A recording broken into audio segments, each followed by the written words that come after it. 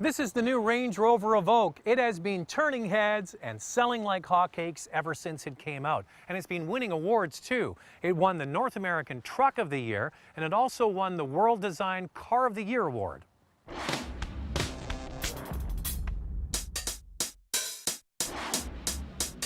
The biggest reason is the way the Evoque looks. It has a racy wedge shape that stands alone in the crowded luxury compact crossover market. So why would Range Rover Land Rover come out with this compact crossover? This is the company that builds uber expensive, luxurious, purpose-built SUVs.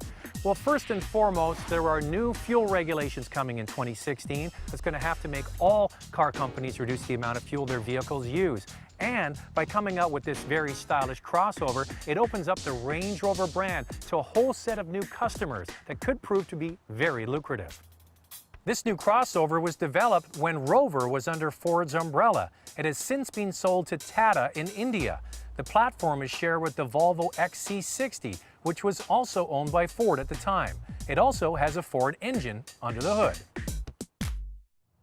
What makes this vehicle look so stylish is the belt line goes up and the roof goes down. So you have a narrowing side window and a really quite small back window, almost looks like a slit. You would think that outward visibility would be horrible, but it's not. And here's the reason why. All of this window you see around the side is right at the driver's eye line. So even though it looks stylish and narrow, you can still see outside the vehicle.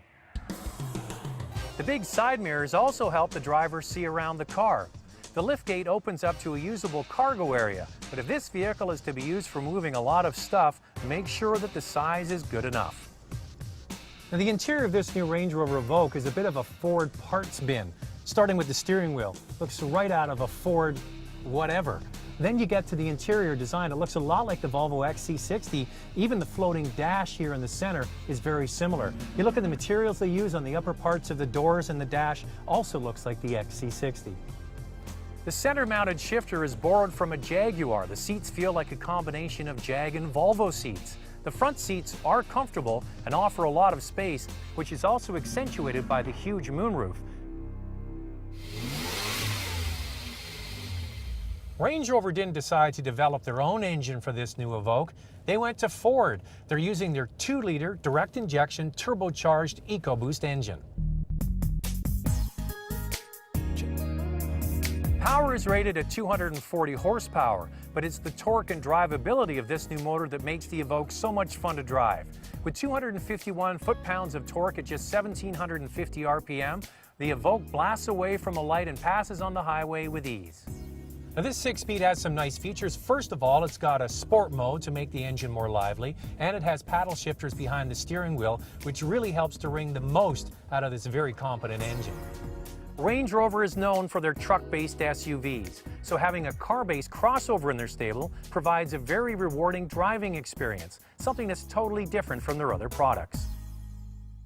The benefit to having a car-based platform, you save weight, and it also makes the vehicle much more dynamic to drive. Because they've utilized the turbo 4-cylinder engine, the transmission is doing a lot of work as well. Because when you're cruising along in top gear, the engine, when you're at cruising speed, doesn't have a lot of torque, so the transmission drops down a gear, sometimes two, to get the most power out of this engine. That's fine, but the problem is sometimes the shifting back and forth can get a little bit tiring. The main competition for this vehicle might be the Audi Q5, which also has a turbo 4-cylinder engine, granted with less power at 211 horsepower. The X3 is not as nimble feeling, and the new Mercedes GLK has a 4-cylinder diesel that makes it a compelling choice. There's also the XC60 that this car is based on, also a good choice. Buying a Range Rover Evoque, like any Range Rover, is not an inexpensive proposition. Starts at around $47,000 for the 4-door we have here. If you want the coupe, you lose 2 doors, but you pay more money. Starts over $52,000, and you can expect to pay up to $60,000 for some of these models. So it's several $1,000s more than the crossovers that I already mentioned. But what this vehicle has, obviously, is style and attitude that the others really are lacking. It's the kind of vehicle that you just have to have.